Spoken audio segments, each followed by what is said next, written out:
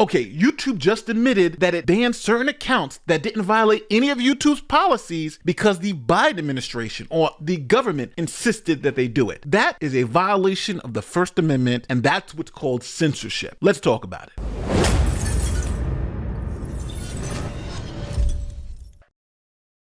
All right, so today we have two instances of government censorship, one by the Biden administration and one by the Trump administration. And it's good to see that everyone is calling out this government censorship. All right, so first, let's understand what government censorship is versus someone being canceled via cancel culture. So censorship is when the government restricts or suppresses speech, expression, or information. Now, the government can do this directly or indirectly. Directly, that would be banning books in public schools, criminalizing certain political speech. That would be the government directly banning speech. Now, instead of direct censorship, we have examples of indirect censorship by the government, which still violates the First Amendment. Now, the Supreme Court has dealt with this type of indirect censorship before in the case Bantam Books v. Sullivan, where the court found that the government violated the First Amendment by using pressure tactics to suppress speech. Here's what happened. In Bantam Books Incorporated versus Sullivan, the Supreme Court considered a more informal prior restraint. The Rhode Island legislature created a commission to encourage morality in youth. The commission's job was to educate the public about obscene or indecent publications that might tend to corrupt Rhode Island's youth, and to investigate and recommend prosecution of violations of state obscenity laws. If a majority of its members determined that particular books were objectionable for sale, display, or distribution to youth, the commission would notify the distributors of those books. These notices were written on official commission stationery. Typically, such a notice would solicit cooperation with the commission and remind the distributor that part of the commission's duty was to recommend prosecution of anyone distributing obscenity. The notice also informed the distributor that the commission had circulated the list of objectionable books to the local police department. Max Silverstein was a Rhode Island wholesale distributor for several New York publishers, including Bantam Books. Silverstein received at least 35 notices from the commission. Each time, in response, he refused to fill pending orders for the books, retrieved all unsold copies from retailers, and returned them to the publisher. Usually, a police officer would visit Silverstein shortly after he'd received a notice to find out what action Silverstein had taken. Silverstein cooperated with the commission to avoid prosecution. The challenged books were never seized or banned, and no one was arrested for selling them. But the commission's actions effectively stopped their circulation in parts of the state and harmed the publishers' sales. Many of the books weren't legally obscene.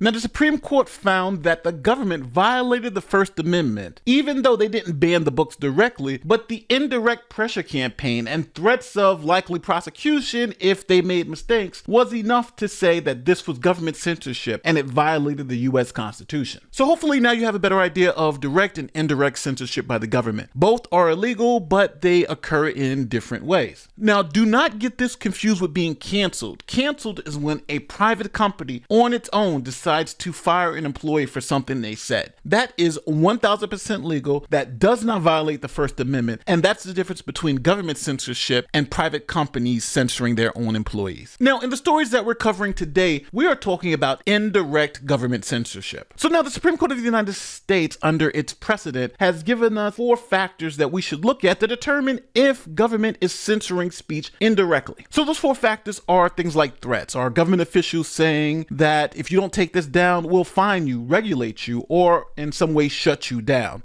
Another way the Supreme Court says you can do it is through a pressure campaign, consistently nagging or strongly encouraging the private company to take down the content where the company feels they have no real choice. Another way the government can do this is by partnering with the private company, and together they decide what speech stays up and gets taken down. The court finds that the government is actually the person censoring content and, i.e., violating the First Amendment. And the last but not least is what the Supreme Court calls hidden punishments. And this is when the government uses its power indirectly, like cutting off banking services or threatening business licenses to force compliance. The Supreme Court has said this violates the First Amendment. Now, let's get into the facts of the stories today. And I want you to think about these four factors. Are the government officials making threats? Are they pressuring the company? Is there a partnership? Or is there some type of hidden punishment of removing their business licenses or something like that? Those would all key us to believe that these are violations of the First Amendment. So our first case, we're going to look at Google bringing back accounts that were banned under the Biden administration. Now, as proof that everything I'm going to say is accurate, here is a letter from Google itself to Jim Jordan, who is the chairman of the House Judiciary Committee. And he's going to explain to you the tactics that the government under the Biden administration were using to force YouTube to remove objectionable content. They say senior Biden administration officials, including White House officials, conducted repeated and sustained outreach to Alphabet and pressured the company regarding certain user-generated content related to COVID-19 pandemic that did not violate their policies. Google also admitted that Biden administration officials continued to press the company to remove non-violative user-generated content, essentially meaning the government was saying, we want this removed, we don't care if it violates your policies. So now, under Supreme Court precedent, this would be a clear example of a pressure campaign. Persistent government outreach that leaves the private actor, which here was YouTube, with no real choice. It's coercion. And the fact that YouTube took down this content, even though it didn't violate their own policies, also shows the level of coercion that the government employed on YouTube. Also, in this case, the government partnered with Google to flag particular posts that it found objectionable. Now, one could obviously make the leap that since YouTube didn't find the content objectionable, it says it didn't violate any of their policies, the content was removed solely because the government wanted it to be removed. And that would be a violation of the First Amendment based on the partnership factor. And then there was also the hidden punishments, like removing of Section 230, which gives platforms like YouTube protection against things like defamation. And YouTube makes it clear that they understood refusing these requests could trigger some political backlash, regulatory scrutiny, or even reputational harm. Now, even though YouTube has come out and admitted this was happening, this case was already in front of the Supreme Court in Missouri v. Biden, where several states' attorneys generals made this same argument that platforms like Twitter, Facebook, and YouTube were removing posts because of government censorship. Now, the court hasn't ruled on the final arguments being made in this case, but I'm assuming if it aligns with their previous rulings on First Amendment and indirect censorship, it seems like the Biden administration was indirectly censoring speech in violation of the First Amendment. So, do you think the Biden administration was violating all these people's First Amendment rights by telling YouTube, Twitter, and Facebook to remove content it found politically objectionable? I say yes, 1000%, because it's the government telling YouTube either directly or indirect to remove content based on we don't like what's being said. Now, let's move to Jimmy Kimmel, because I am shocked, but there are a lot of right-wingers who are saying that the Trump administration is violating the First Amendment in the same exact way that the Biden administration violated the First Amendment. Here are their arguments. I want to speak about Jimmy Kimmel because he has been pulled off air indefinitely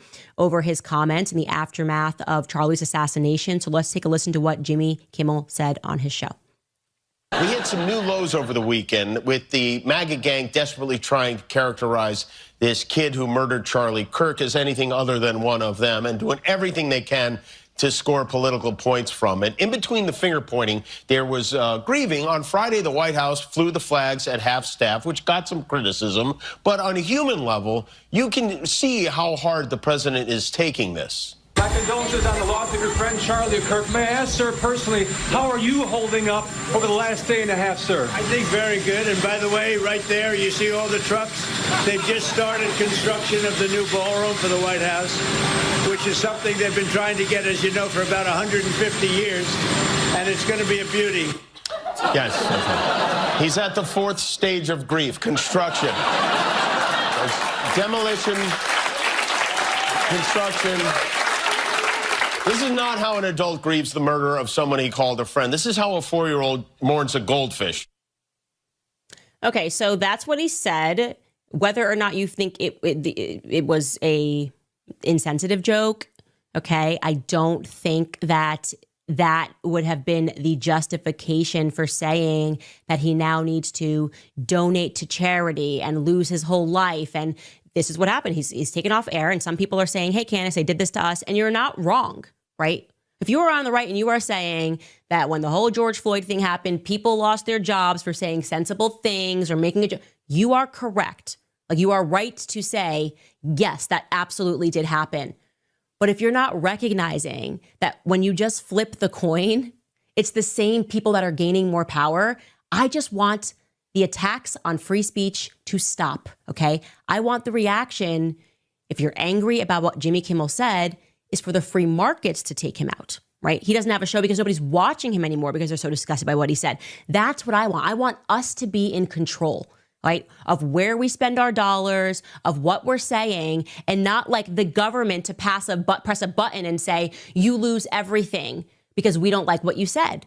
And it should be noted, by the way, that in the same monologue, he did call the murder senseless. The day that it happened, Jimmy Kimmel posted a message on Instagram sending love to the Kirk family, to the victims of gun violence. He posted, instead of the angry finger pointing, can we just for one day agree that it's horrible and monstrous to shoot another person? On behalf of my family, we send love to the Kirks and to all the children, parents, and innocents who fall victim to senseless gun violence. You wouldn't have thought that he had posted that. Anyway, Jimmy's show is taken off the air because he allegedly made a joke about Charlie. I watched the segment. You watched the segment. He did not make a joke about Charlie at all. The joke was about Trump and one of his reactions to Charlie's death, which was ridiculous. He started talking about White House renovations, which if he hadn't kicked out all the Mexicans would have been done by now. Now, I will say Jimmy did spread misinformation about Charlie's killer, saying that he was right-wing. I don't know how right-wing you can be if your girlfriend has a cock. Well, you know what happened immediately after? Nexstar, one of the largest affiliate owners in the country, meaning they broadcast Jimmy Kimmel's show, they pulled Kimmel from all their broadcasts. Now, do you think they did that because they were offended by the joke or because they have a $6.2 billion merger they need approved by the FCC? If they did it for that merger, that is the definition of government-influenced silencing of speech.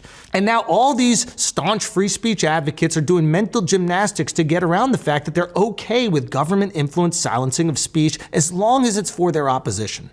You want to know who wouldn't be okay with that? Charlie Kirk. Kimmel will be fired. I think, you could certainly see a path forward for suspension over this. And again, the FCC is going to have remedies that we could look at. And again, we may ultimately be called to be a judge on that. No.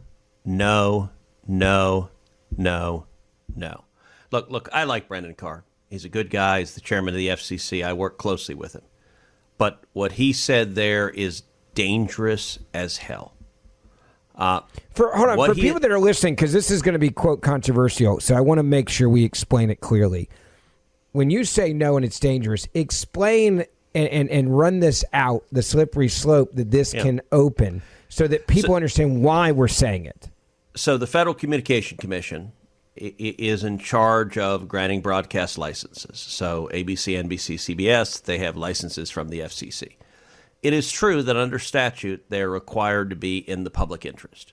Yep. What he is saying is Jimmy Kimmel was lying. That's true. He was lying. And his lying to the American people is not in the public interest. And so he threatens explicitly, we're going to cancel ABC's license. We're going to take him off the air so ABC cannot broadcast anymore. And I got to say, he threatens it. He says, we can do this the easy way, or we can do this the hard way. Yeah. And I got to say, that's right out of Goodfellas. That's right out of a mafioso coming into a bar going, nice bar you have here. It'd be a shame if something happened to it. And I got to say, look, I understand. Jimmy Kimmel has mocked me so many times I cannot count. The corporate media, they are dishonest. They are liars. I hate what Jimmy Kimmel said. I am thrilled that he was fired. But let me tell you, if the government gets in the business of saying, what you we can and don't can't like say what you, the media, have said, we're going to ban you from the airwaves if you don't say what we like. That will end up bad for conservatives. It reminds me of, you and I are both fans of The Lord of the Rings. Yeah. J.R.R. Tolkien. It reminds me of like the Ring of Power. And it is so attractive. It's sort of like conservatives are saying, wait, if we have government, we have power. Yeah. We can ban the media. Let me tell you what will happen.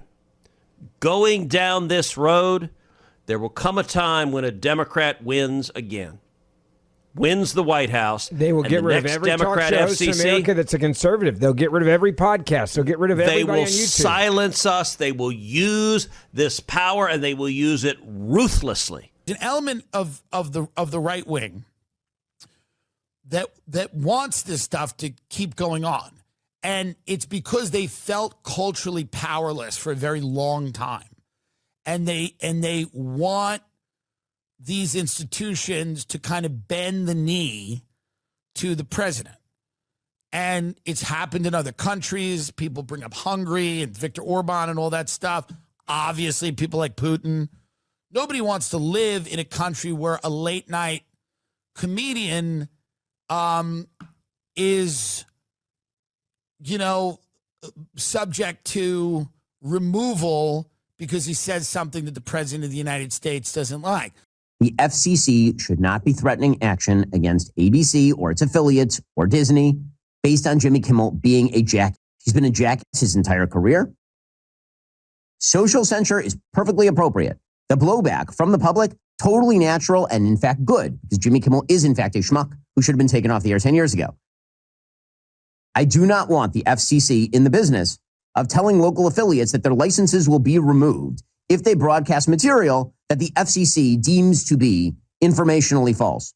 Why? Because one day the shoe will be on the other foot. So now you see how conservatives feel about the FCC's pressure campaign against ABC. But does it violate the First Amendment? Now, to determine if this is a violation of the First Amendment, let's look at the factors. So our first factor are threats. Was there any type of threat that the FCC put on the distributors of the Jimmy Kimmel Show that made them feel like they were compelled to remove him from the air based on these threats? Chairman of the Federal Communications Commission, right? And you had Carr, again, the chair of the FCC, claiming that Kimmel's remarks were part of a concerted effort to lie to the American people and that the FCC had what he called remedies that it would be looking into. Frankly, when you see stuff like this, I mean, look, we can do this the easy way or the hard way.